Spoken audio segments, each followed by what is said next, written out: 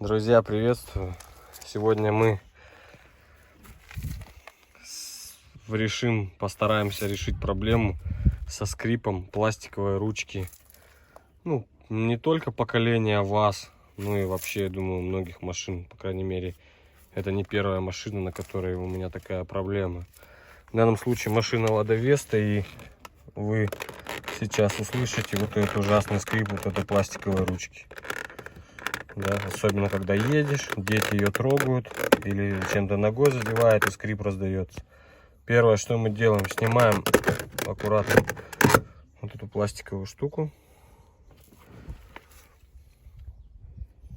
Берем нашу ручку и берем обычное хозяйственное мыло.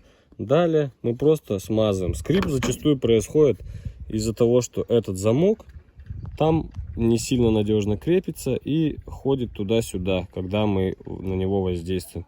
Соответственно, расстояние между ручками немного смазываем мылом, а где замки, там прям обильно оставляем мыло, чтобы оно осталось там, а излишки выдавит. И мы его потом просто уберем тряпочкой. Здесь замок побольше, соответственно, здесь оставляем побольше мыла. И так далее по кругу всю ручку. Мыло можно сухое, можно чуть-чуть смоченное водой. У меня немного смоченное. Все, сейчас, думаю, достаточно. Пойдем устанавливать.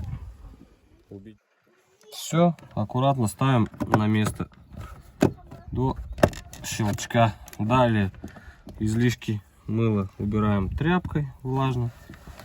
Это несложно. Мыло хорошо смывается, удобно. И, как мы видим, скрип ушел. То есть, если где-то чуть-чуть осталось, можно процедуру повторить. Но, в принципе, уже намного это все комфортнее и лучше. Все, спасибо за просмотр. Рад, если кому-то это видео пригодилось.